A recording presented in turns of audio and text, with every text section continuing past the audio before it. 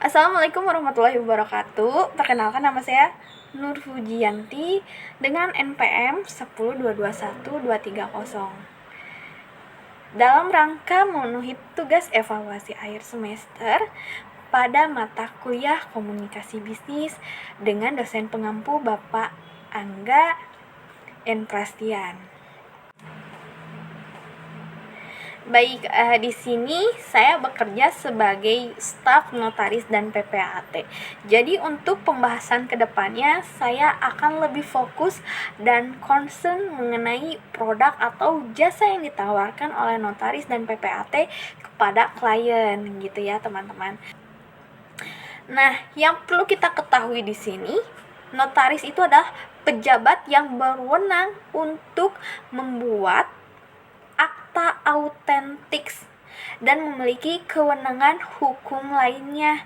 Contohnya gini teman-teman, ada yang ingin membuat akta pendirian suatu PT, atau juga ingin mendirikan koperasi atau yayasan, itu bisa ke notaris. Nah, untuk produk-produknya itu ada turunannya ya. Nah, yang pertama dari notaris itu ada akta notaris, ada legalisasi, ada yang ketiga itu ada war making, yang keempat ada juga legalisir. Nah, dari keempat tadi saya akan jelaskan atau deskripsikan secara singkat saja ya. Nah, yang pertama itu akta notaris. Nah, akta notaris itu pembuatan mengenai perbuatan atau perjanjian atau penetapan hukum yang diharuskan oleh peraturan perundang-undangan sesuai dengan kebutuhan oleh para pemegang kepentingan. Nah, yang kedua ini ada legalisasi. Nah, ini itu adalah proses mengesahkan tanda tangan guna untuk menetapkan kepastian akan tanggal surat di bawah tangan. Nah, biasanya itu tersedia di dalam buku khusus. Nah, yang ketiga itu ada namanya war making. Nah, war making itu adalah membukukan surat di bawah tangan dengan mendaftar dalam buku khusus yang disebut dengan buku pendaftaran surat. Nah, yang keempat ini ada yang namanya legalisir. Legalisir itu artinya notaris tuh memberikan kopi dari surat asli di bawah tangan yang berupa salinannya, gitu ya teman-teman. Nah, untuk selanjutnya saya akan membahas sedikit mengenai PPAT. PPAT itu pejabat pembuat akta tanah yang diberikan kewenangan untuk mengatur atau perbuatan hukum tertentu atas hak tanah. Nah, produk-produknya ini ada beragam macam. Yang pertama itu ada SHM. SHM itu adalah sertifikat hak milik.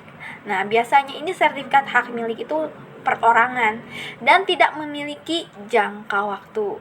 Nah, ini hampir sama nih ya dengan yang kedua, yaitu SHGB. Nah, SHGB itu adalah kepanjangan dari sertifikat hak guna bangunan. Nah, kalau SHGB ini memiliki jangka waktunya. Jadi dalam waktu tertentu itu harus diperpanjang atau diperbaharui. Nah, jangka waktunya itu biasanya ada yang 20 tahun, 25 tahun, sampai ada juga yang 30 tahun masa perpanjang dari SHGB. Untuk warna sertifikat SHM dan SHGB ini sama, yaitu berwarna hijau. Nah, SHM dan SHGB ini juga sama, bisa untuk proses diangunkan kepada perbankan. Nah, namun biasanya untuk perumahan sertifikatnya masih SHGB, jadi belum ditingkatkan klasifikasinya. Nah, yang perlu kita garis bawahi itu kalau untuk SHGB kan sudah dijelaskan ada masa perizinannya atau perpanjangannya.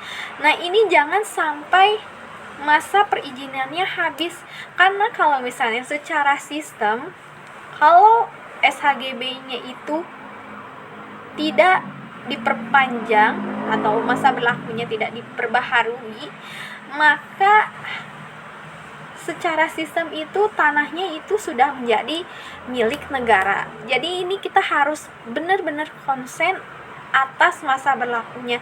Jangan sampai nanti kita akan memperpanjang tetapi masa berlakunya telah habis gitu. Nah, yang ketiga ini namanya SHM SRS atau kepanjangan dari Sertifikat Hak Milik Atas Satuan Rumah Susun.